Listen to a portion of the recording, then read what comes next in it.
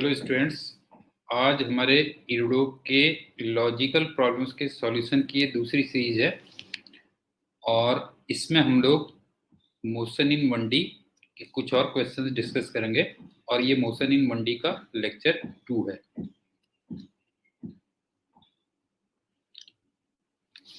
Next question ये है और ये आपने कई सारी बुक्स में देखा भी होगा। क्वेश्चन थोड़ा सा पढ़ लो फिर बताता हूँ इसको क्या है। जैसे कुछ इस टाइप से क्वेश्चन होता है, देखो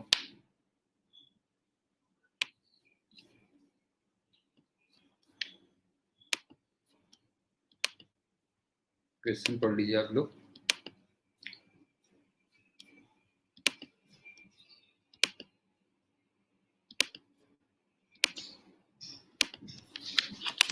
जैसे मान लो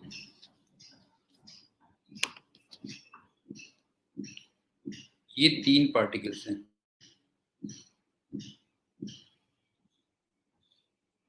1, 2 और 3, और ये ए डिस्टेंस के एक इक्विलेटरल ट्रायंगल में थे। अब इसमें होता क्या है कि जैसे 2 है, ये हमेशा 3 की तरफ को देखा हुआ है और v स्पीड से चल रहा है, और 3 हमेशा 1 की तरफ देखा होता है और ये भी v स्पीड से चल रहा है, और 1 हमेशा 2 की तरफ देखा रहता है, ये भी v स्पीड से चल रहा है। तो ये कब टकराएंगे ये पूछता है, टाइम ऑफ कोलिजन ये पूछता है।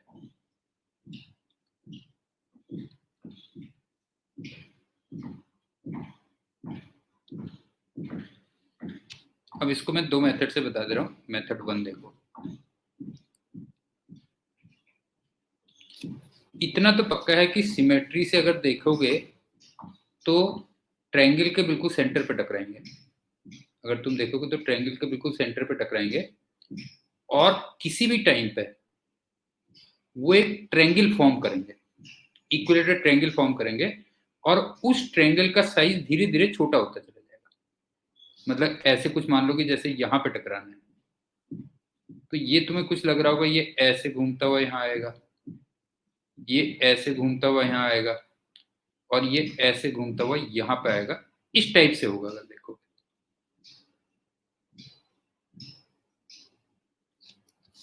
आई थिंक समझ में आ रहा होगा क्या कह रहा हूँ मैं। जो है वो हमेशा क्या होगा कि हमेशा एक ट्रायंगल फॉर्म करेंगे और उस ट्रायंगल का साइज छोटा होता चला जाएगा, और वो ट्रायंगल अगर तुम देखोगे ना तो घूमता भी चला जाएगा बेटा, ऐसे होता जाएगा, इस टाइप से घूमता हुआ चलेगा वो अगर देखोगे। मतलब ऐसे समझ लो कि कुछ टाइम के बाद क्या होगा, जैसे ये ओरिजिनल था, कुछ टाइम के बाद ये ट्रायंगल कुछ ऐसे हो जाएगा। मान लो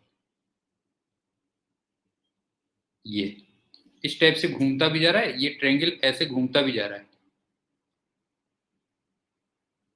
और छोटा होता जा रहा है, इसका साइज छोटा होता जा रहा है, और लास्ट में वो क्या होगा, सेंटर पे आके टकरा जाएंगे। ये करें। अब इस टाइप के क्वेश्चंस में हम लोग करते क्या है, जैसे कोई सा भी 2 पार्टिकल्स देखो, मान लो मैं ये और ये देखो, ये 60 डिग्री है, इसका मतलब v का जो इधर को कंपोनेंट आ गया वो v/2 आ गया। तो अगर मैं 2-3 के along 2-3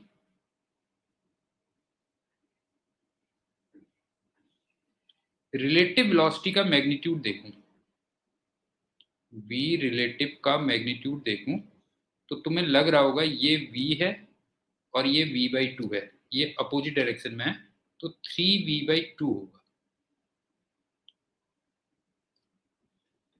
और एक्चुअल में क्या होता है कि ये इस बात को रिप्रेजेंट करता है कि दोनों के बीच की डिस्टेंस किस रेट से कम हो रही है।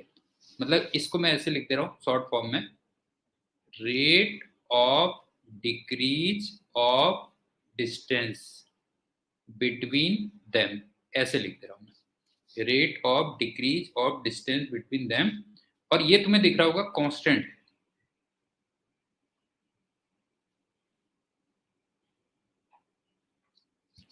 और इनिशियली दोनों के बीच की डिस्टेंस कितनी थी बताओ, a थी, और मुझे इस रेट से कम करनी है, तो इसका मतलब कितना टाइम लग जाएगा इसको लग जाएगा a/3v/2, ये कह लो बस। तो कंसेप्ट एक बार दोबारा बता रहा हूँ। सिमेट्री से तुम्हें लग रहा होगा कि इतना डेफिनेट है कि वो ट्रायंगल के सेंटर पे टकराएंगे। दूसरी बात, पाथ मैंने थोड़ा बहुत दिखाई दिया तुम्हें, किस टाइप का पाथ बनेगा। तीसरी बात, हमेशा वो इक्विलेटरल ट्रायंगल फॉर्म करेंगे। वो ट्रायंगल एक तो घूमता चला जाएगा और उसका साइज छोटा होता जाएगा और लास्ट में वो एक पॉइंट में मर्ज हो जाएगा। और अगला पॉइंट मैंने तुमसे कहा कि 2 और 3 के अलाउंग अगर मैं रिलेटिव वेलोसिटी का मैग्नीट्यूड देखूं तो वो 3v/2 आएगा। और वो बेसिकली किस बात को रिप्रेजेंट कर रहा है कि किस रेट से दोनों के बीच की डिस्टेंस कम हो रही है, और ये रेट कांस्टेंट आ रहा है। तो इसका मतलब टोटल डिस्टेंस कम करने में कितना टाइम लग जाएगा, a/3v/2। ये तो मेथड 1 है।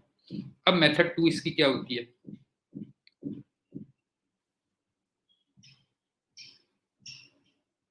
ये सिंपल है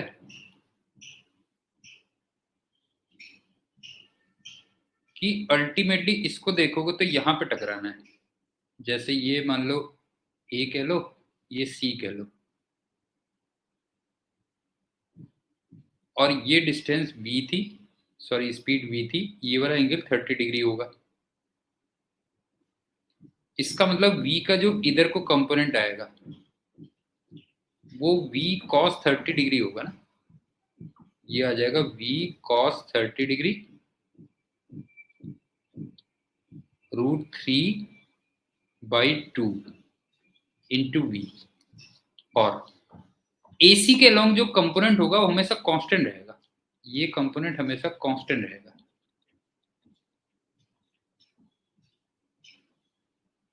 तो इसका एक दूसरा वे ये भी होता है कि तुम AC अपॉन ये कंपोनेंट कर दो, बस हो गया। AC की वैल्यू निकालना और इस कंपोनेंट से डिवाइड कर देना, तो जो टाइम होगा उसको तुम ऐसे भी कर सकते हो, AC upon this component √3/2 into v। एक इस मेथड से भी आ जाता है इसका। तो मेरे ख्याल से क्लियर हो गया होगा। अब चलते हैं अगले क्वेश्चन में। ये भी उसी कंसेप्ट पे है।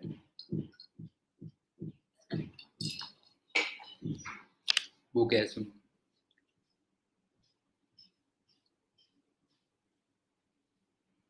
एक पार्टिकल ना हमेशा इधर को जा रहा है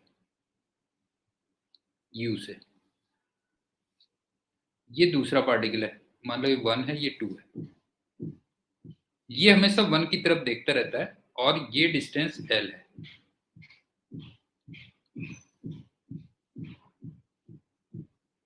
ये हमेशा 1 की तरफ देखता रहता है और इसकी स्पीड v है, और तुम्हें दिया हुआ है u लेस देन v।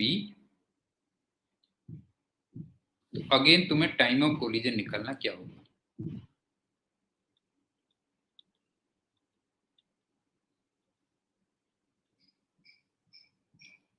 काफी हद तक वो पिछले वाला कंसेप्ट ही है, ध्यान रखना बेटा जो है। 1 लेकिन कांस्टेंट उससे चल रहा है और 2 हमेशा 1 की तरफ देख के चल रहा है। तो एक बात बताओ, किसी इंटरमीडिएट टाइम पे मान लो ये इधर पहुंच गया और ये घूम के ऐसे पहुंच गया। अब देखना, इसकी वेलोसिटी तो इधर को u है और ये मान लो यहां पर है, इसकी वेलोसिटी इधर को है, देखो ये है।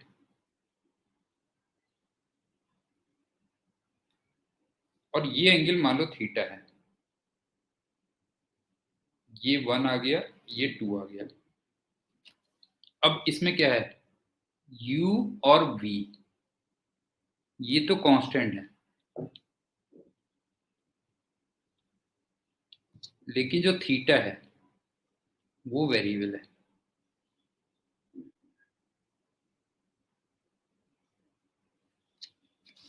अब फिर से मैं वही कंसेप्ट लगा रहा हूं कि 2 along 2 1 along 2 1, रिलेटिव वेलोसिटी का जो मैग्नीट्यूड है वो कितना है, ध्यान से देखो। ये वेलोसिटी v है और u का जो इधर को कंपोनेंट आएगा वो u cos थीटा होगा। अब के दोनों एक ही डायरेक्शन में है, तो इसका मतलब सब्ट्रैक्ट होंगे, रिलेटिव वेलोसिटी में सब्ट्रैक्ट होंगे, तो ये हो जाएगा u v minus u cos theta, कितना आएगा। लेकिन अब के ये कंपोनेंट कांस्टेंट नहीं है बेटा, ध्यान रखना, ये चीज कांस्टेंट नहीं है बिकॉज इसमें थीटा आ रहा है, तो दिस इज नॉट कांस्टेंट।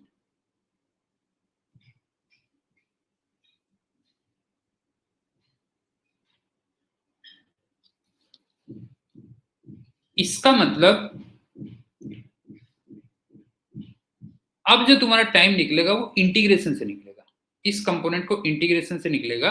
कि अब तुम कैसे निकालोगे, देखो अब निकालोगे, टोटल डिस्टेंस तुम्हें L कम करनी है, L equal to integration v minus u cos theta into d t, और लिमिट्स हो जाएंगी 0 से t। लेकिन इसमें थीटा वेरिएबल है, ध्यान रखना बेटा, जो है थीटा वेरिएबल है, तो यहां से एक तरीके से देखोगे तो तुम ये करोगे v into t minus u integration cos theta dt from 0 to t आएगा। ये बनी पहली इक्वेशन। तो एक तरीके से ना तुम्हें यहां से ये फाइंड करना है, ये क्वांटिटी फाइंड कर लेना।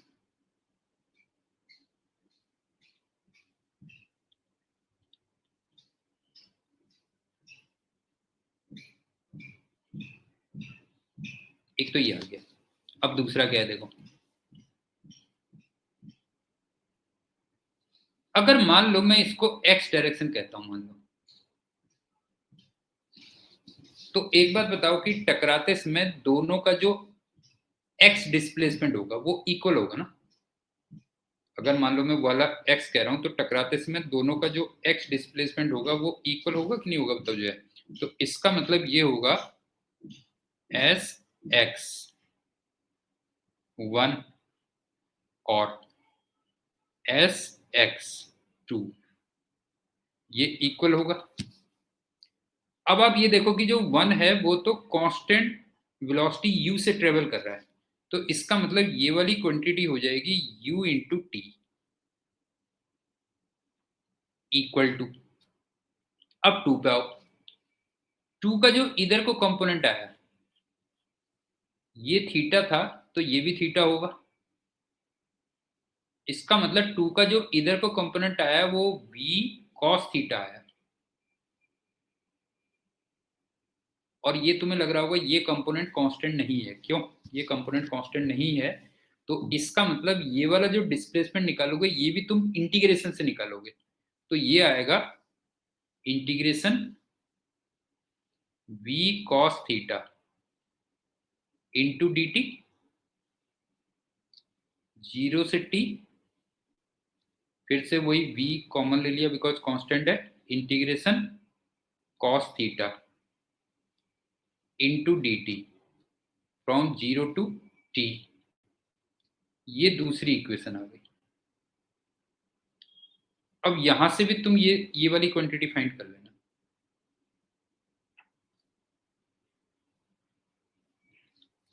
और तुमने दो जगह से integration cos theta d t limit 0 to t ये फाइंड कर ली, दोनों को इक्वेट कर देना बस, हो गया, इक्वेट बोथ वैल्यूज।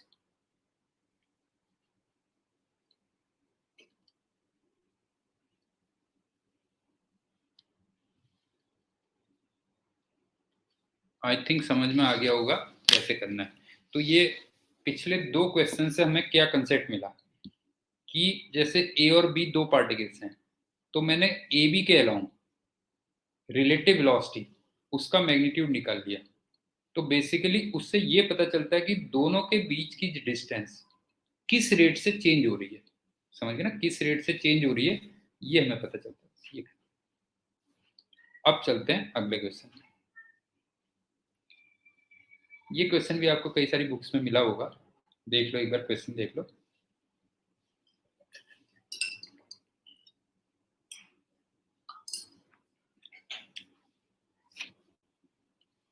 इसमें ये इस टाइप से एक लिफ्ट होती है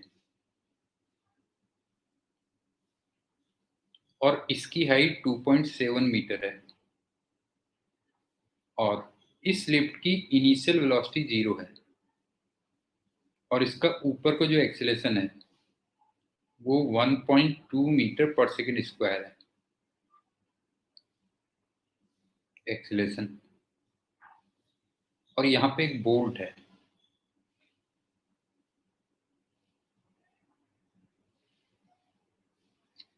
अब तुमसे कहता है कि 2 सेकंड में बोल्ट गिर जाता है, बोल्ट ड्रॉप्स।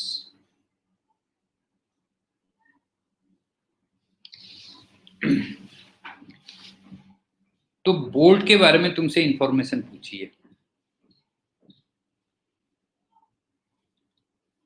एक तो बोल्ट कितने टाइम पे ग्राउंड से टकराएगा, मतलब एक तो पूछा हुआ है टी,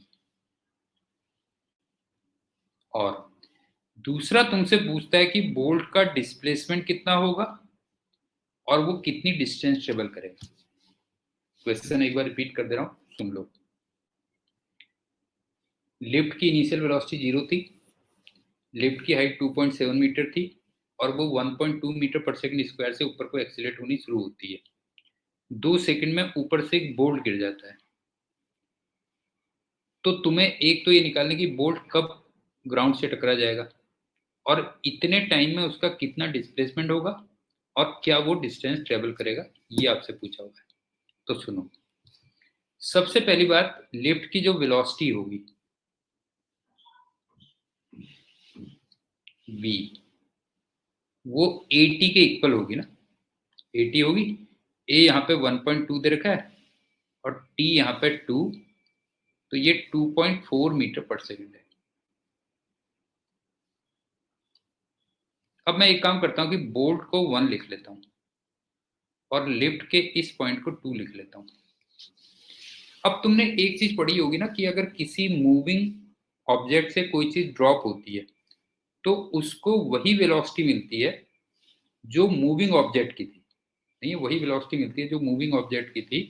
इसका मतलब जैसे ये बोल्ट है और ये उस फ्लोर है, ये 1 है, ये 2 है, तो इसकी वेलोसिटी भी अभी ऊपर को 2.4 मीटर पर सेकंड रही होगी और इसकी वेलोसिटी भी ऊपर को 2.4 मीटर पर सेकंड रही होगी। लेकिन 1 तो ग्रेविटी के अंडर में आ गया ना, गिरने के बाद ग्रेविटी के अंडर में आ गया, इसका मतलब उसका जो एक्सीलरेशन होगा वो नीचे को रहा होगा 9.8 मीटर पर सेकंड स्क्वायर, और लिफ्ट का एक्सीलरेशन अभी ऊपर को ही था 1.2 मीटर पर सेकंड स्क्वायर, और 1 और 2 के बीच की जो डिस्टेंस थी वो 9.8 2.7 मीटर थी। अब सुनो, अब मैं रिलेटिव देख रहा हूं, तो मैं 2 को रेस्ट पे मान लेता हूं और 1 को देख रहा हूं मैं। जैसे मैंने 2 को रेस्ट पे मान लिया और अब मैं 1 को देखूंगा बस, और ये डिस्टेंस 2.7 मीटर है।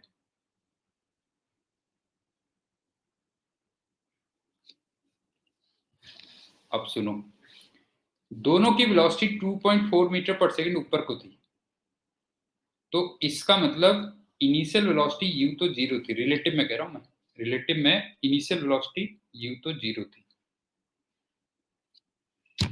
रिलेटिव कर रहा हूं, ध्यान रखना।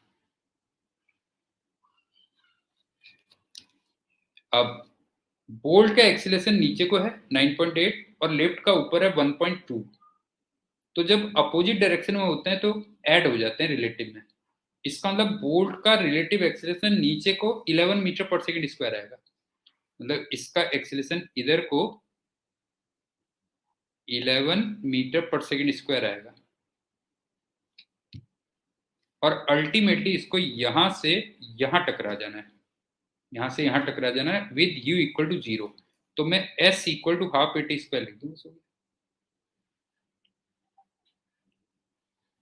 s को 2.7 लिख लेना, a को 11 लिख लेना और यहां से t फाइंड कर लेना।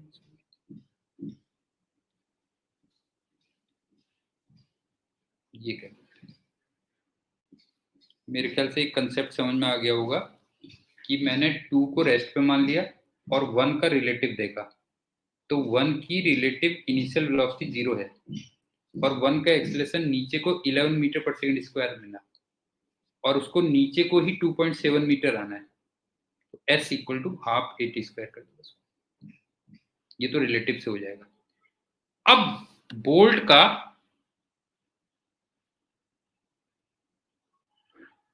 मुझे डिस्प्लेसमेंट निकालना है और डिस्टेंस निकालनी है, तो अब केवल बोल्ट को देखो, बस हो गया। और एब्सोल्यूट देखो,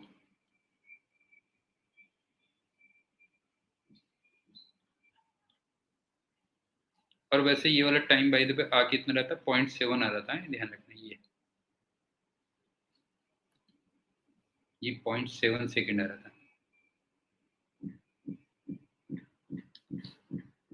अब बोल्ट में अगर देखोगे तो क्या देखो, इसकी वेलोसिटी ऊपर को 2.4 मीटर पर सेकेंड है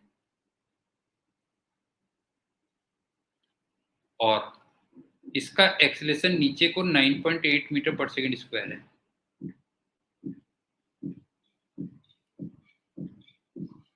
और नॉर्मली हम लोग क्या करते हैं कि ऊपर की डायरेक्शन को प्लस और नीचे की डायरेक्शन को माइनस लेते हैं। तो डिस्प्लेसमेंट निकालने का तो एक ही तरीका होता है, s equal to u t plus half AT square ले देते हैं। s की वैल्यू कितनी हो जाएगी, s हो जाएगी UT plus half AT square हो जाएगी। u को लिख लोगे 2.4, t को लिखोगे 0.7, a को लिखोगे -9.8, हाँ ध्यान रखना बेटा नीचे को, और टी स्क्वायर को लिखोगे 0.7 का स्क्वायर। ये तो डिस्प्लेसमेंट है। तो आई थिंक समझ में आ गया होगा कि बोल्ट का डिस्प्लेसमेंट और डिस्टेंस निकालने के लिए फिर हम बोल्ट को बिल्कुल एब्सोल्यूट देखेंगे। तो डिस्प्लेसमेंट में तो कोई प्रॉब्लम ही नहीं होती है, सीधे हम UT plus half AT square लेते हैं। असली प्रॉब्लम आती है डी में, डिस्टेंस में। अब आप देखो कि इसकी वेलोसिटी ऊपर को 2.4 है और इसका एक्सेलरेशन नीचे को 9.8 मीटर पर सेकंड स्क्वायर है। तो इसका मोशन अगर देखोगे तो कुछ ऐसे होगा, ये पहले ऊपर जाएगा और फिर नीचे आएगा। तो सबसे पहले हम ये देख लेते हैं कि कब इसकी वेलोसिटी 0 हो जाएगी। v इक्वल टू 0 कब होगी, और वो मैं लगा रहा हूं u plus AT, a t not कह दे रहा हूं। u तो रखा मैंने 2.4 और a रखा मैंने 9.8। तो जरा यहां से t नॉट कैलकुलेट ही कर लेता हूं मैं। t नॉट आ जाएगा 2.4 अपॉन 9.8। कैलकुलेट कर लेता हूं, 2.4 डिवाइडेड बाई 9.8, 0.24।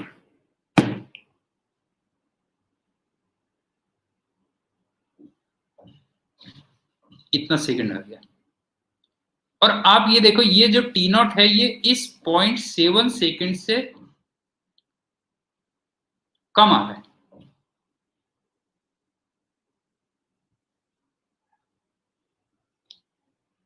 मींस ये ऊपर जाके फिर नीचे भी आएगा। तो मान लो ये डिस्टेंस d1 है और ये डिस्टेंस मान लो d2 है, तो इसका मतलब जो डिस्टेंस आएगी वो आएगी d1 प्लस d2। अब d1 और d2 बता देता हूँ कैसे। देखो u वेलोसिटी ऊपर को थी और g नीचे था, तो तुम जानते हो कि वो u²/2g ऊपर जाता है। इसका मतलब ये जो d1 आएगा वो आएगा u²/2g, इसका मतलब 2.4 का स्क्वायर अपॉन 2g का मतलब 2 इंटू 9.8। ये तो ये आ गया। अब चलते हैं d2 में। अब ये यहाँ पे पहुंच चुका है, तो ये जो फ्री फॉल गिरता है वो हाफ जी टी स्क्वायर और नीचे गिरेगा ना, हाफ जी टी स्क्वायर। लेकिन यहाँ पे जो टी होगा वो होगा 0.7 माइनस टी नॉट, इतना कह लो। तो ये और आएगा हाफ जी का मतलब 9.8 और टी कितना हो गया 0.7 माइनस 0.24, इसका स्क्वायर ये हो गया। ये टोटल डिस्टेंस है। एक बार दोबारा देख लो। बोल्ट कब फ्लोर से टकराएगा, उसके लिए मैंने रिलेटिव कंसेप्ट यूज किया। 2 को मैंने रेस्ट पे मान लिया और 1 और 2 दोनों की वेलोसिटी सेम थी, इसका मतलब रिलेटिव इनिशियल वेलोसिटी 0 थी। और 1 का जो एक्सेलरेशन आया था वो नीचे को आया था 11 मीटर पर सेकंड स्क्वायर रिलेटिव, और उसको 2.7 मीटर नीचे गिरना था, तो मैंने s equal to half t square apply कर दिया। ये तो था टाइम निकालने के लिए। लेकिन अगर मुझे बोल्ट का डिस्प्लेसमेंट और डिस्टेंस निकालना है तो फिर मैं एब्सोल्यूट देखूंगा, बोल्ट के लिए बिल्कुल एब्सोल्यूट देखूंगा कि उसकी वेलोसिटी ऊपर को है और एक्सेलरेशन नीचे को है, और उसमें से भी मुझे अगर डिस्प्लेसमेंट निकालना है तो फिर तो हम सीधे s equal to u t plus half t square करते हैं। डिस्टेंस में हम लोग जरूर दिमाग लगाते हैं कि डिस्टेंस हमें कैसे करना है। जैसे मैंने एक तो ये निकाला u²/2g, और फिर जो बाकी टाइम बचा उसमें हाफ जी टी स्क्वायर वो और ऐड कर दिया। ठीक है, अब चलते हैं अगला क्वेश्चन।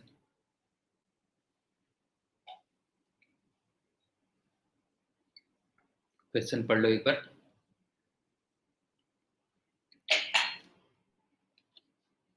इसमें क्या है देखो, ये 1 है, ये O है, ये इधर को आ रहा है V1 से, और ये वाली डिस्टेंस दे रखी थी L1, और ये मान लो 2 है, ये इधर को जा रहा है V2 से, और ये डिस्टेंस L2 दे रखी है। तो तुमसे कहता है कि उनके बीच में मिनिमम डिस्टेंस कितनी होगी और कब होगी। डिस्टेंस मिनिमम क्या होगी और कब होगी। इसको भी मैं 2 मेथड से बता दे रहा हूं। मेथड 1,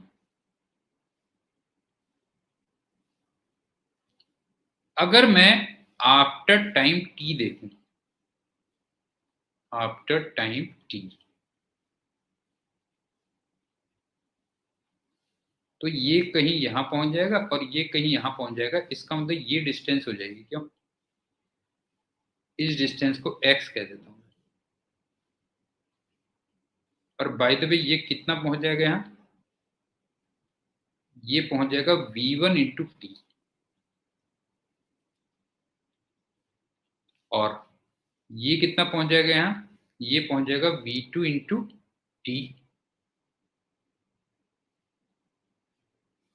अब ये बताओ x डिस्टेंस कितनी हो जाएगी, ये स्क्वायर प्लस ये स्क्वायर इंटू उसका root.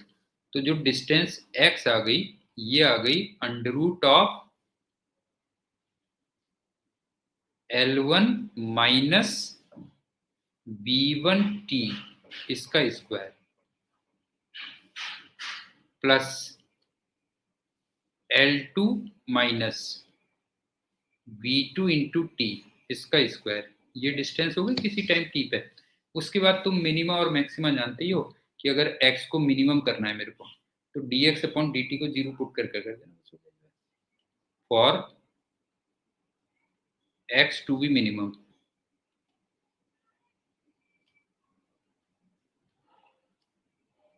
Put d x upon d t equal to 0। इसके बाद ये मैथमेटिकल पार्ट है जिसको तुम लोग करते ही हुए। अब इसकी मेथड 2 क्या होती है?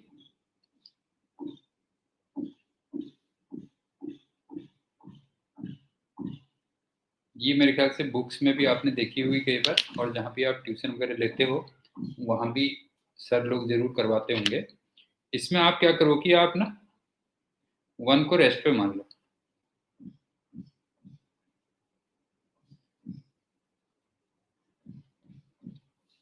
अब 2 का, इसका velocity of 2 with respect to 1 निकालो। इसका मतलब velocity of 2 minus velocity of 1, या वेलोसिटी ऑफ 2 में माइनस v1 वेक्टर ऐड कर दो। एक ही बात है, क्यों? वेलोसिटी ऑफ 2 में माइनस v1 वेक्टर ऐड कर दो, तो ये तो हो गई वेलोसिटी ऑफ 2। देखो, और माइनस वेलोसिटी ऑफ 1 इधर को आएगी, v1। इसका मतलब रिलेटिव वेलोसिटी ये आ जाएगी, ऐसे कुछ आ जाएगी। अगर तुम देखोगे तो ये इस टाइप से आ जाएगी कुछ,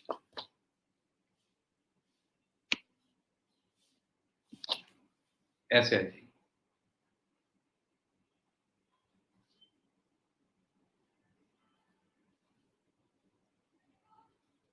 ये हो गया v21।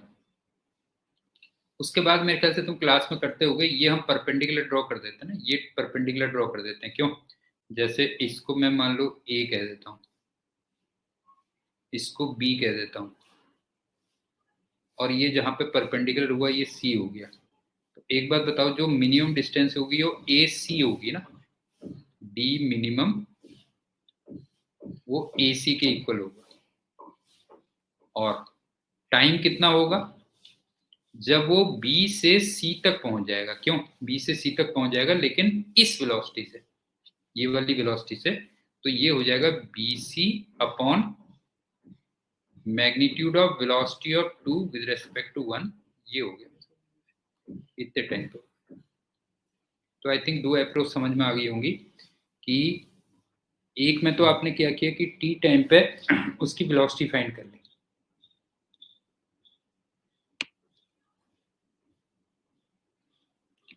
एक पे हमने t टाइम पे उसकी डिस्टेंस निकाल ली जिसको मैंने x बोला, और x को तुम्हें मिनिमम करना है तो dx अपॉन dt को 0 पुट करके जो हम नॉर्मल प्रोसीजर करते हैं वो कह लो। और दूसरा मैंने तुम्हें बताया कि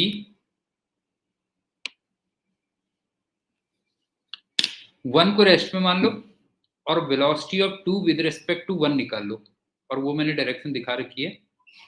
और लास्ट में a से परपेंडिकुलर ड्रॉ कर दो, तो AC मिनिमम डिस्टेंस होगी, और B से लेकर C तक उसको पहुंचना है।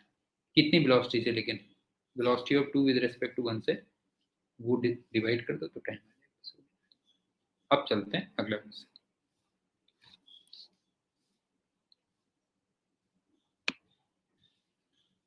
क्वेश्चन देख लो क्या है।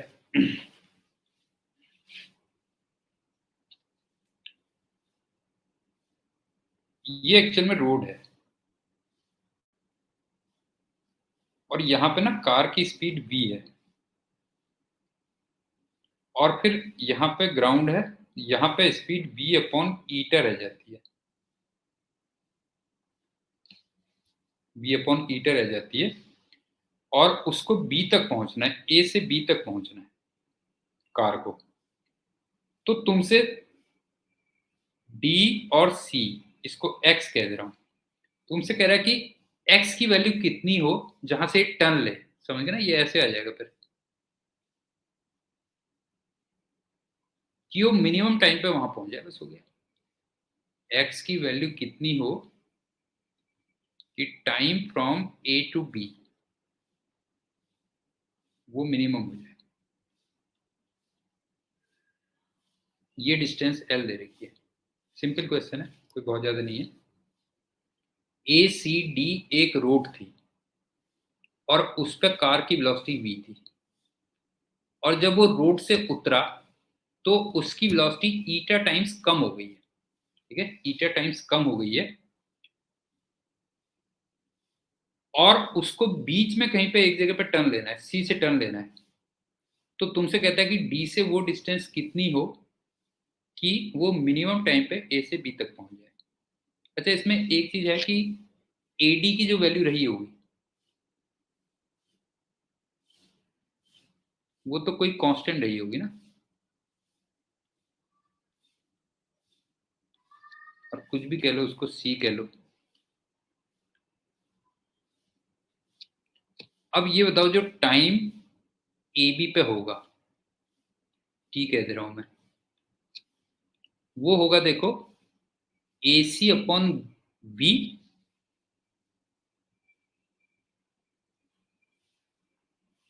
प्लस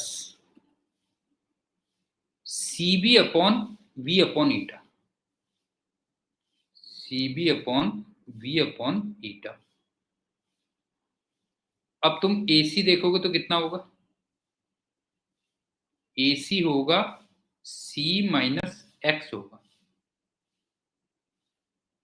और सी बी अगर देखोगे तो कितना होगा, सी बी देखो under root x square plus L square, root x square plus L square. अब फिर से वही बात आ गई कि टी को तुम्हें मिनिमम करना है, तो पुट एक्स वेरिएबल है, ध्यान रखना, d t upon d x equal to 0, यहां से कर लो। क्वेश्चन एक बार दोबारा रिवाइज करवा दे रहा हूँ, सुन लो। एसीडी एक रोड है, वहां पे कार की स्पीड v है, और जैसी कार रोड को छोड़ती है उसकी स्पीड ईटा टाइम्स कम हो जाती है।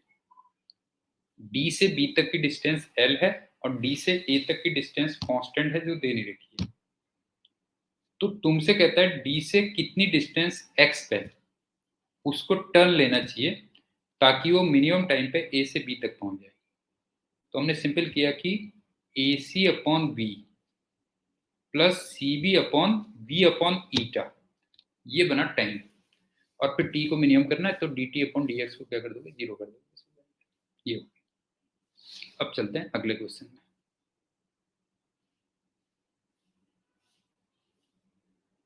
ये भी तुमने कई बुक्स में देखा होगा, इसका भी मैं कंसेप्ट बता दे रहा हूँ, बस हो गया।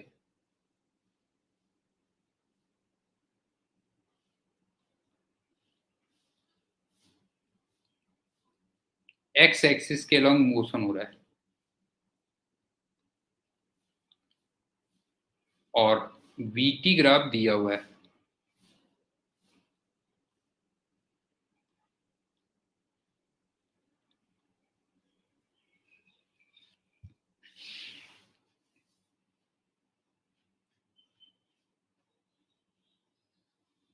तुम्हें एटी ग्राफ, एक्सटी ग्राफ और डिस्टेंस टाइम ग्राफ, ये ग्राफ्स ड्रॉ करना है।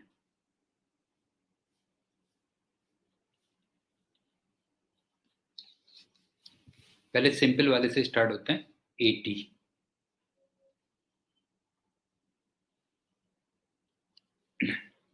एक बात बताओ, a equal to slope of VT graph होता है ना,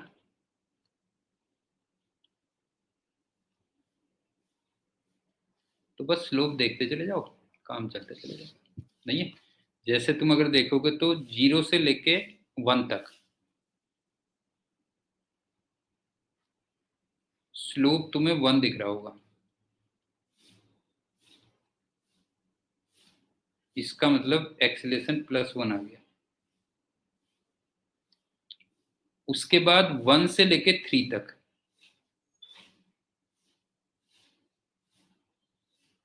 तुम्हें स्लोप 0 दिख रहा होगा,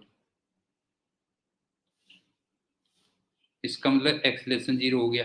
बस उसके बाद ये देखना कि 3 से लेके 6 तक स्लोप एक ही है, ध्यान रखना बेटा, जो है 3 से लेके 6 तक अगर देखोगे तो स्लोप नेगेटिव है और वो -1 है, आई थिंक नहीं है, स्लोप -1 है, इसका मतलब एक्सेलेरेशन -1 हो गया। और लास्ट में फिर 6 से लेके 7 तक, अब स्लोप फिर से प्लस में आ गया है और वो +2 आ गया है, तो एक्सेलेरेशन +2 हो जाएगा। मेरे ख्याल से क्लियर होगा क्या है। अब चलते हैं एक्सटी और डीटी में। ये वैसे मेरी बुक में भी दिया हुआ है, तुमने देखा होगा काफी, और जहां भी तुम पढ़ते हो सर लोग बताते ही होंगे। एक्सटी और डीटी के लिए हम लोग क्या करते हैं।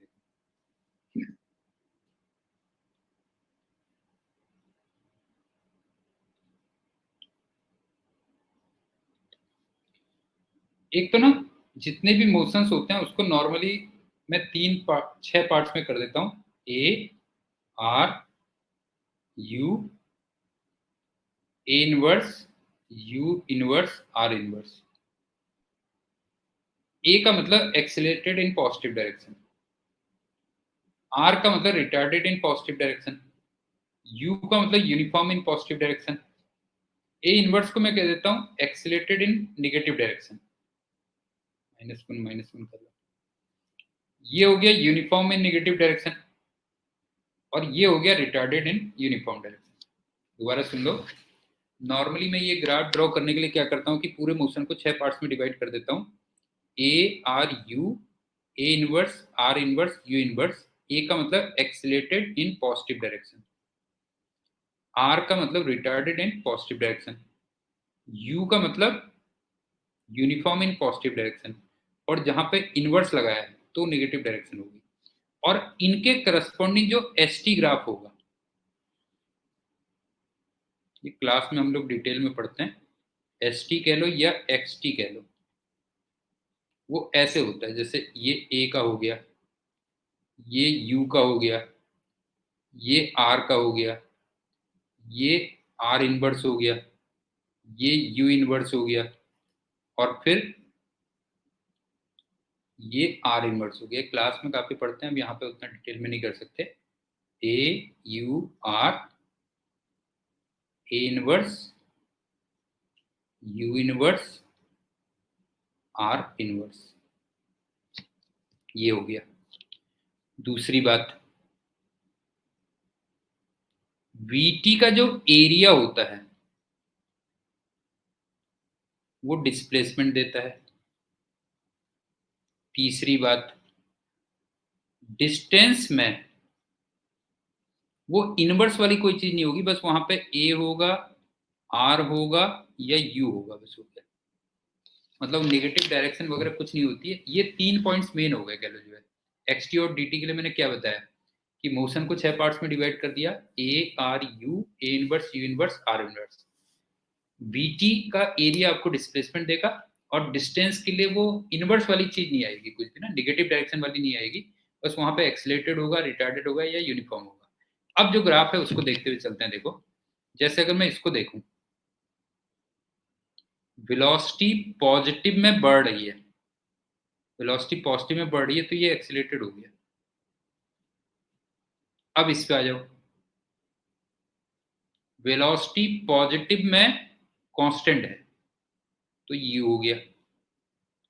अब इस पे आ जाओ, वेलोसिटी पॉजिटिव है लेकिन कम हो रही है, तो आर हो गया ये ध्यान रखना, ये आर हो गया। अब यहां से यहां तक आ जाओ,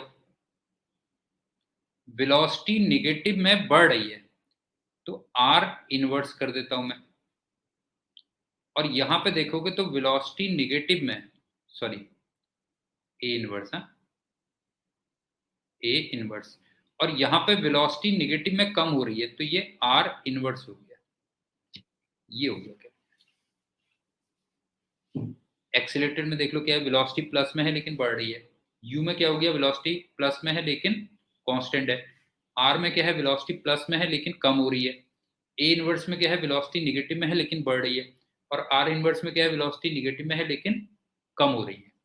अब एरिया और देखते चलो, बस हो गया। जैसे इसका एरिया तुम देखोगे तो ये 0.5 होगा, लेकिन इसको मीटर कहूंगा मैं, याद रखना मीटर कहूंगा। उसके बाद वो एरिया कितना हो गया, दूसरा ये वाला एरिया कह रहा हूं, ये मेरे ख्याल से 2 मीटर आ गया, और फिर ये वाला एरिया 0.5 मीटर हो गया, और ये वाला जो एरिया है ये मेरे ख्याल से -0.2 मीटर हो गया। कैलकुलेशन अगर गलत हो जाए तो उसको इग्नोर कर देना बेटा। और ये वाला जो एरिया बना ये -1 मीटर बना, ये भी निकाल लिया। अब XT में बना देते हैं, बस हो गया।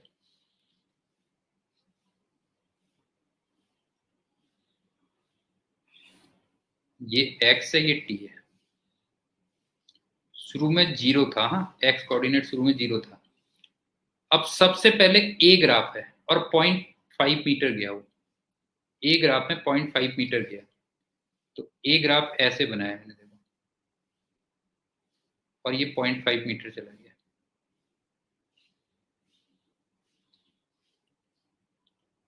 अब u ग्राफ है और 2 मीटर और गया, u ग्राफ में 2 मीटर और गया, तो इसका मतलब ये हो जाएगा, 2 मीटर और चला गया तो ये 2.5 हो गया। ये ग्राफ इससे मैच करना, ध्यान रखना बेटा जी भाई, ये ग्राफ इससे मैच करना है तुम्हें, ये पिछले ग्राफ से मैच नहीं करना है। फिर R में 0.5 और गया, R में 0.5 और गया, तो R का मतलब ये हो गया, क्यों 0.5 और गया तो 3 मीटर आ गया। अब A इनवर्स है और -2 मीटर आया, उल्टा चल रहा है, -2 मीटर चल रहा है A इनवर्स में, तो -2 का मतलब 2 पे पहुंचेगा, और A इनवर्स तुम्हें याद होगा ऐसे होता था, ये 2 पे पहुंचेगा, ये आया 2 पे।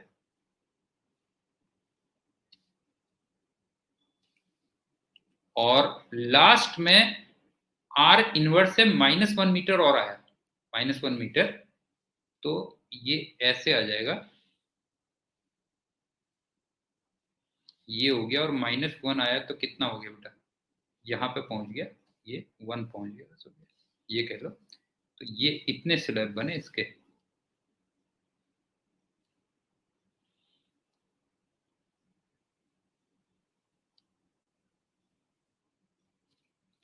सेकंड्स में अगर मैं देखूं तो कौन कौन सा था, 1 3 4 6 7,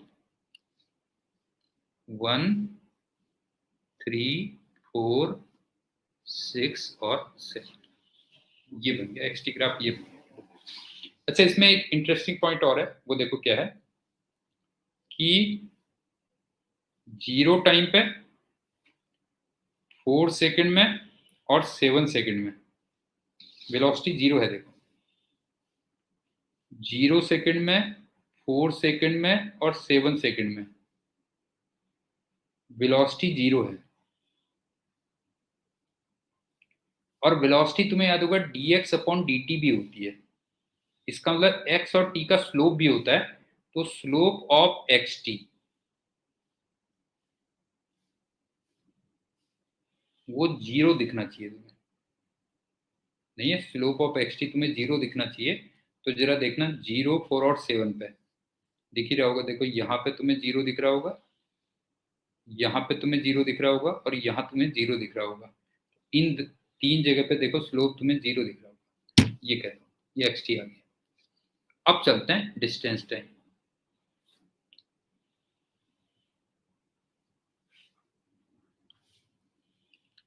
इसमें मैंने तुमसे कहा कि वो A इनवर्स R इनवर्स वो कुछ नहीं होता, इसमें ये होगा जैसे पहले A होगा,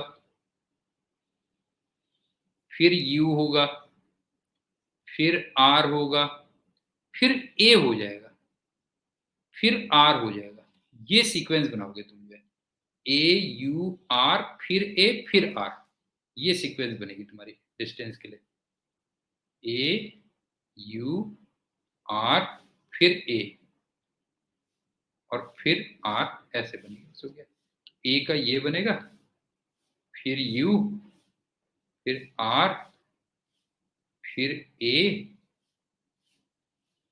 और फिर आर ऐसे बनेगा। बस हो गया। और ये डिस्टेंस ऐड करते हुए चले जाना, जैसे ये आ गया।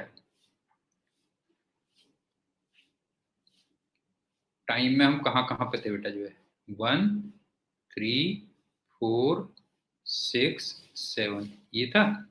अब डिस्टेंस पे आते चले जाओ।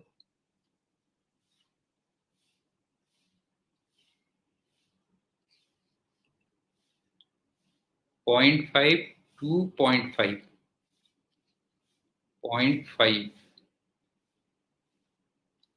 टू, टू का मतलब 2.5, फिर 0.5 तो 3, फिर 2 5, फिर 1 6। इस टाइप से ये मेरे ख्याल से क्लियर हो गया होगा ये कैसे होगा। डिस्टेंस में ऐड होते चले जाएगा, ध्यान रखना, उसमें इनवर्स वगैरह वाला कुछ नहीं होगा। अब चलते हैं अगला क्वेश्चन, इसको भी देख लो।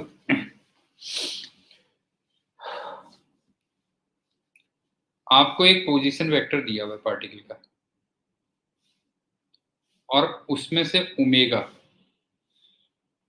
एक कांस्टेंट वेक्टर है, ध्यान रखना। अल्फा भी पॉजिटिव है। तो एक तो तुम्हें वेलोसिटी और acceleration as a function of time निकालना है। तो ये तो पहला तो सिंपल है, v इक्वल टू, सबसे पहले r देख लो, r कितना हो गया। इसको थोड़ा ओपन कर लेते हैं बेटा, जो है ओमेगा वेक्टर माइनस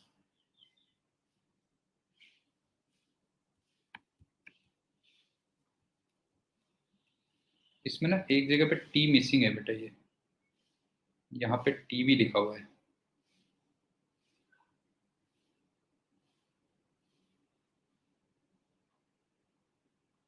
टी भी है ना, ध्यान रखना, यहाँ पे टी भी है। तो इसका मतलब omega T minus alpha T square into omega, ये है एक्चुअल में ये है। अब सुनो, मुझे वेलोसिटी निकालनी है, तो D R by D T कर दोगे।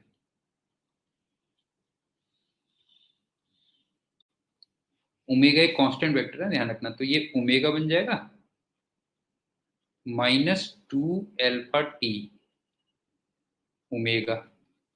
तो ओमेगा कॉमन आ गया, 1 - 2 अल्फा टी, ये आ गया ना वेलोसिटी, देखो ये आ गया।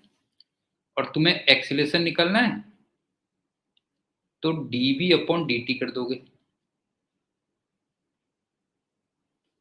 ओमेगा एक कांस्टेंट वेक्टर था, तो ये फाइनली बन जाएगा -2 अल्फा इंटू ओमेगा, ये बन गया। ये देखो, और एक बच्चों वाली बात, टू भी कांस्टेंट है, अल्फा भी कांस्टेंट है, ओमेगा भी कांस्टेंट है, तो इसका मतलब एक्सेलरेशन फिर कांस्टेंट आ गया। ये ध्यान।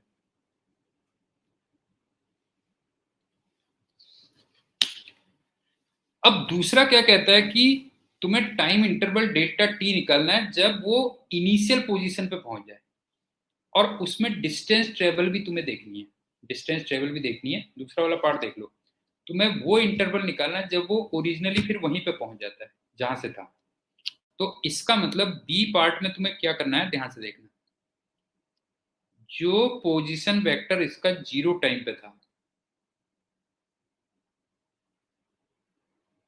वही पोजीशन वेक्टर आपको डेल्टा टी टाइम पे चाहिए। हो गया, ये कह सकते हैं। समझ गया ना, तुम्हें वो डेल्टा टी निकालना है जब वो ओरिजिनल पोजीशन पे पहुंच जाता है। इसका मतलब जो पोजीशन वेक्टर उसका 0 टाइम पे था, वही डेल्टा टी पे था। अब जरा यहां से देखो पोजीशन वेक्टर,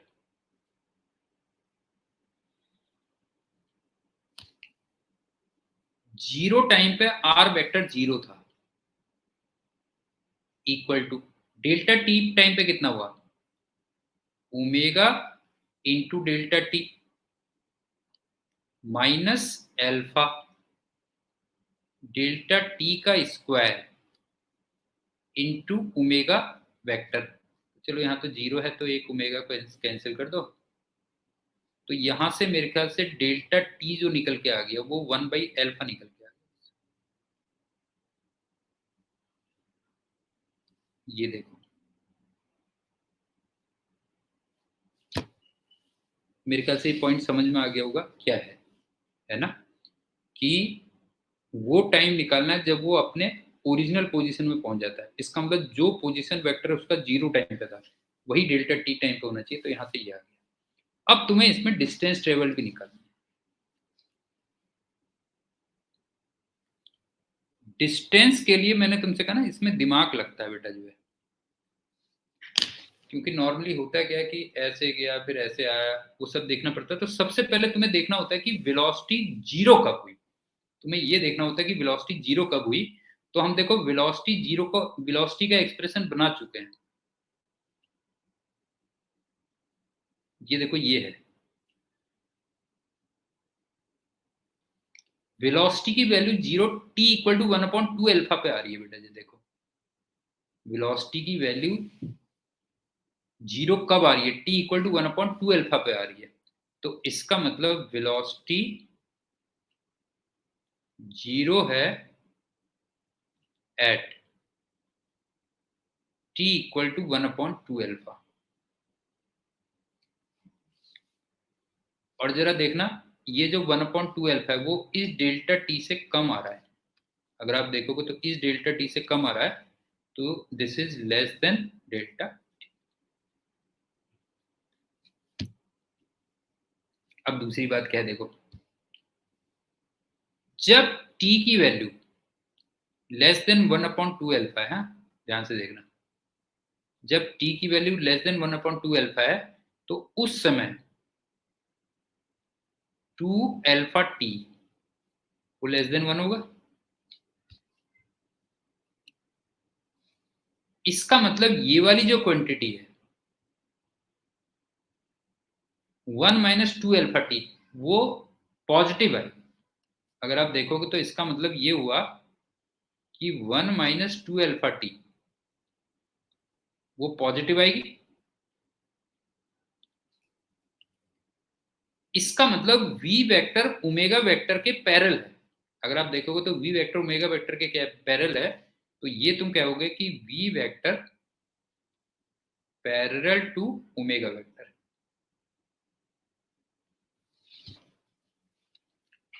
दोबारा देख लो, इस टाइम पे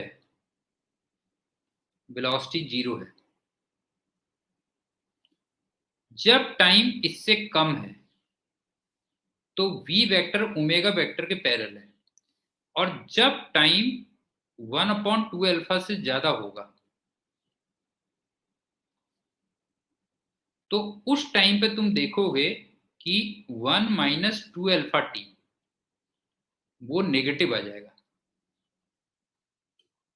इसका मतलब अब v anti parallel to omega vector होगा। मेरे ख्याल से क्लियर हो गया होगा। तो अब सिंपल सी बात क्या होगी, ध्यान से देखो, इसका मतलब 0 से लेके 1/2 अल्फा तक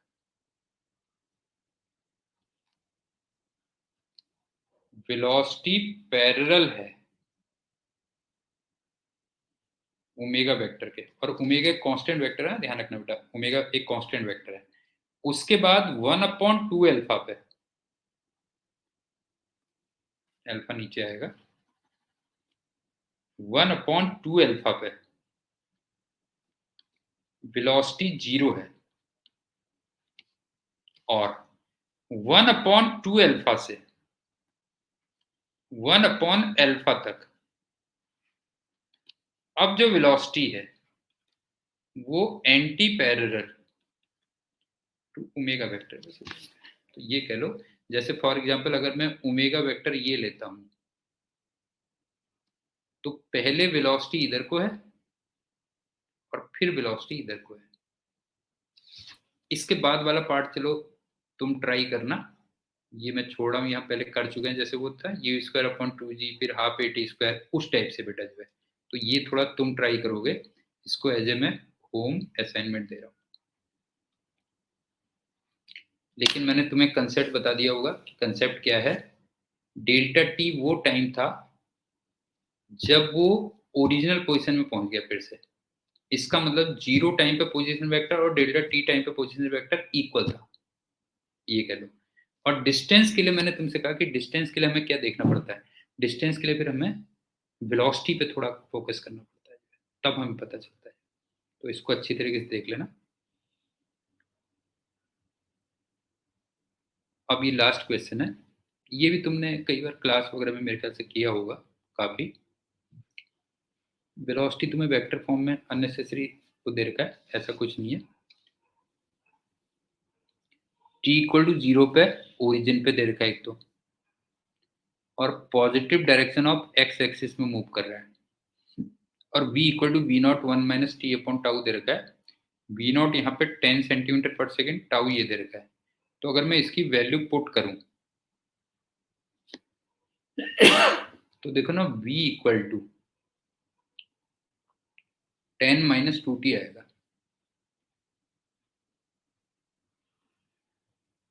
लेकिन ये सीजीएस में चल रहा है, सेंटीमीटर कुछ दे रखा ना उसने। तो देखो v नॉट की अगर मैं वैल्यू रखूं 10 और टाउ की वैल्यू 5 रखूं तो v इक्वल टू इतना होगा।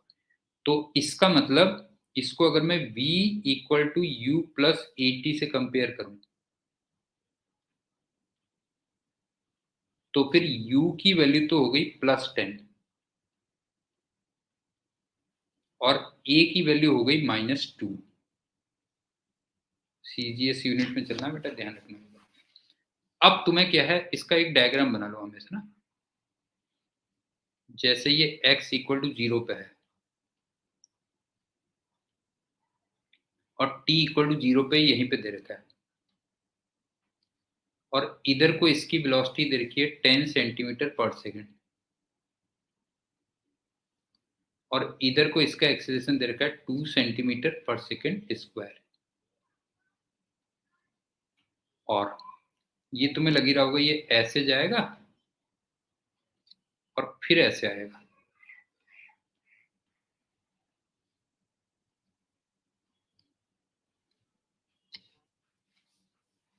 अब ये ऐसे कितना जाएगा जरा ये भी देख लेते हैं।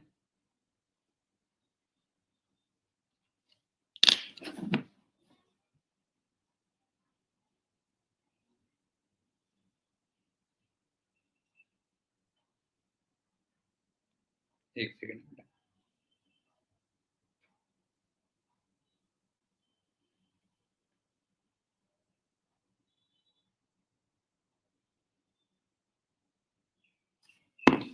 अब देखो ये ऐसे कितना जाएगा, ये मेरे ख्याल से तुम जानते होगे, ये जाता है 10 का स्क्वायर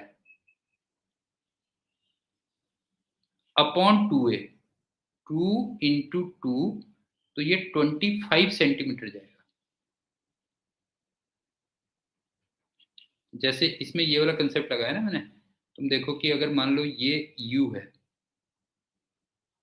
और इधर को a है, तो ये कितना इधर जाके वापस आता है बेटा, जो है ये कितना इधर जाके वापस आता है, ये वाली जो वैल्यू होती है वो यू स्क्वायर अपॉन 2a होती है ना।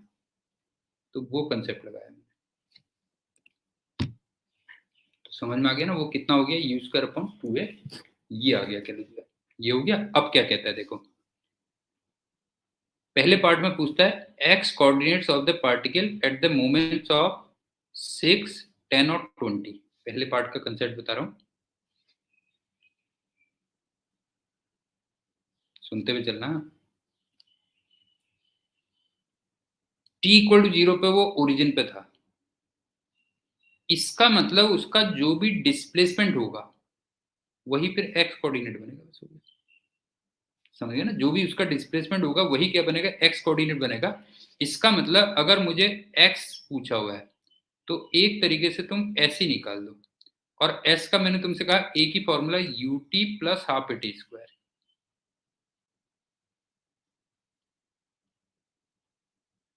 अब u को रख लोगे 10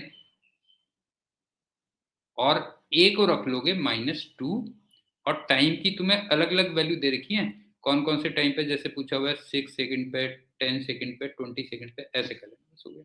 टी की अलग अलग वैल्यू रख लेना, 6, 10 और 20। मेरे ख्याल से कंसेप्ट समझ में आ गया होगा कि t इक्वल टू 0 पे वो x इक्वल टू 0 पे था, इसका मतलब जो भी x कोऑर्डिनेट होगा वही उसका डिस्प्लेसमेंट होगा। ये हो गया। अब दूसरा point, the moments of the time when the particle is at a distance of 10 centimeter from origin, 10 centimeter from origin। अब आप ये देखो कि 10 सेंटीमीटर फ्रॉम ओरिजिन डिस्टेंस कह रहा, तो 10 सेंटीमीटर की डिस्टेंस यहां भी हो सकती है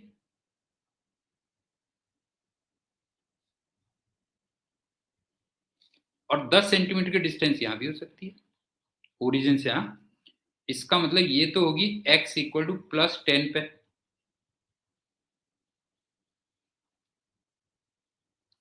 और ये होगी x इक्वल टू -10 पे।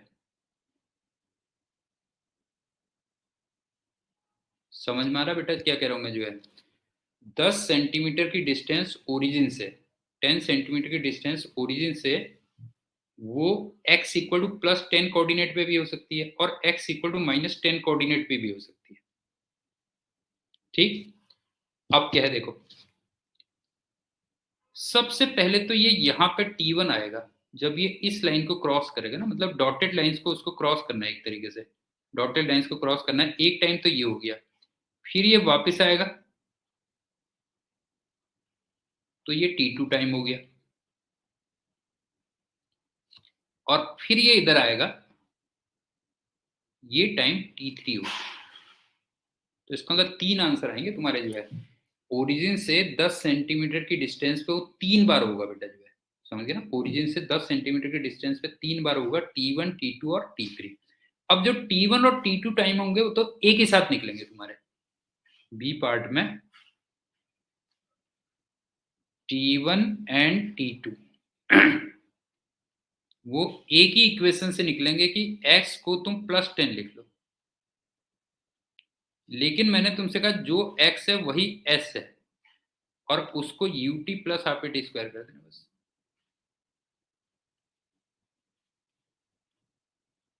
इसमें u को ले लोगे 10 और a को ले लोगे -2, और तुम्हें दिख ही रहा होगा क्वाड्रेटिक इक्वेशन है, क्यों? क्वाड्रेटिक इक्वेशन है तो 2 टाइम आ जाएंगे कह लो। और T3 टाइम में क्या करना पड़ेगा, x को -10 लिख देना और वही s हो जाएगा, और फिर से वही ut plus half t square लिख देना। लेकिन अब ये ध्यान रखना, इसमें t में क्वाड्रेटिक है तो एक वैल्यू निगेटिव आएगी और एक वैल्यू पॉजिटिव होगी। नेगेटिव वैल्यू को इग्नोर कर देना, जो तुम क्लास में पढ़ते होगे क्यों इग्नोर करना है, और जो पॉजिटिव वैल्यू है वो एक्चुअल में इसका T3 आंसर होगा। तो इसमें मेन कंसेप्ट ये ध्यान रखना कि t इक्वल टू 0 पे x इक्वल टू 0 था, इसका मतलब जो x कोऑर्डिनेट है वही डिस्प्लेसमेंट है। और ओरिजिन से 10 सेंटीमीटर की डिस्टेंस, इसका मतलब वो x इक्वल टू +10 पे भी हो सकती है और वो x इक्वल टू -10 पे भी हो सकती है। और एक लास्ट पॉइंट क्या था, distance d covered by the particle during the first 4 second and 8 second, और तुम्हें डिस्टेंस और टाइम ग्राफ ड्रॉ करना है। तो मैंने तुमसे कहा ना डिस्टेंस में दिमाग लगाना पड़ता है बेटा जो है, डिस्टेंस में दिमाग लगाना पड़ता है। तो अब सी पार्ट पे चलते हैं।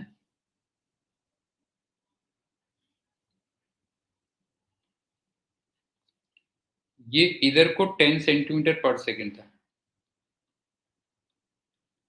और इधर को ये 2 सेंटीमीटर पर सेकंड स्क्वायर था। तो ये पहले ऐसे गया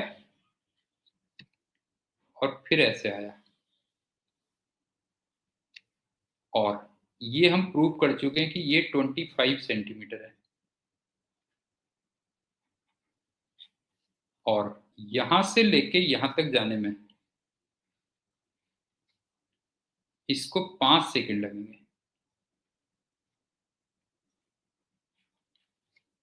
क्यों? मैं इक्वेशन लिख रहा हूं v equal to u plus a T.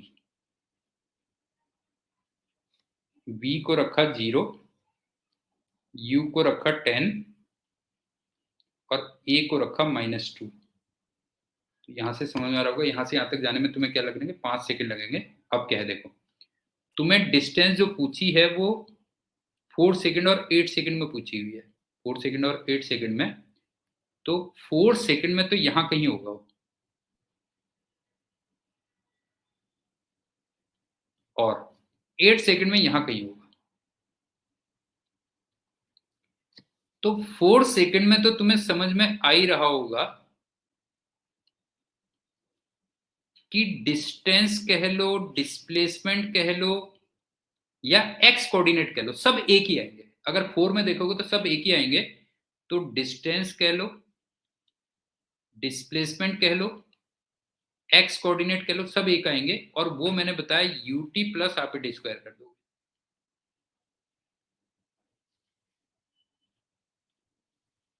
u को रखा 10, t को रखा 4, इसको रखा -2 और टी स्क्वायर को रखा 16। तो मेरे ख्याल से 40 में से 16 माइनस हो गया तो 24 सेंटीमीटर आ गया। ये आ गया 4 सेकंड में। अब चलते हैं हम 8 सेकंड में। 8 सेकंड में क्या होगा, ये 25 सेंटीमीटर तो ये होगा ही होगा, और उसमें वो हाफ टी स्क्वायर और ऐड होगा ना। अगर तुम देखोगे तो 25 सेंटीमीटर तो है ही है, प्लस हाफ ए इंटू टी स्क्वायर और लगेगा। अब के लेकिन a को -2 नहीं लोगे, 2 लोगे, हाँ ध्यान रखना बेटा। जो है a को -2 नहीं लोगे, बिकॉज मैं इधर को ले रहा हूँ, 2 लोगे। और टी स्क्वायर का मतलब कितना है देखो, 5 सेकंड तो यहां तक जा चुके हैं, अभी 3 सेकंड और बचे हुए हैं, तो इसका मतलब 9 और हो गया। तो 25 और 9 मेरे ख्याल से 34 सेंटीमीटर इतना आ गया। सो ये कर लेते हैं, देखें आंसर क्या दे रखा, कैलकुलेशन मिस्टेक अगर नहीं हुई है तो। अब तुम्हें distance versus time graph draw करना है। तो सुनो क्या है, डिस्टेंस में मैंने तुमसे कहा था ना, वो इनवर्स वाला फैक्टर नहीं आता जो है। तो पहले वो रिटार्ड हो रहा है और फिर वो एक्सीलेट हो रहा है, बस हो गया। ये है, अगर तुम देखोगे तो पहले रिटार्ड हो रहा है फिर वो एक्सीलेट हो रहा है। तो अगर मैं डिस्टेंस वर्सेस टाइम बनाऊंगा तो ये कुछ ऐसे बनेगा। देखो, ये डिस्टेंस है, ये टाइम है, पहले रिटार्ड हो रहा है तो रिटार्ड का ऐसे होता है, और फिर एक्सीलेशन का ऐसे होता है, ये कह लो। और 4 सेकंड यहां कहीं था और 8 सेकंड यहां कहीं हो गया। 4 सेकंड में वो कितना ट्रेवल कर गया बेटा जो है, 4 सेकंड में जो डिस्टेंस थी वो 24 सेंटीमीटर थी, और 8 सेकंड में डिस्टेंस कितनी आ गई थी, 34 सेंटीमीटर, इतनी डिस्टेंस है। ये हो गया। तो पहले रिटार्डेशन था इसका और फिर इसका एक्सेलेरेशन था। आई थिंक मेरे ख्याल से ये क्वेश्चंस क्लियर हो गए होंगे, और बाकी के कुछ क्वेश्चंस फिर हम नेक्स्ट लेक्चर में लेंगे। So thank you and good day.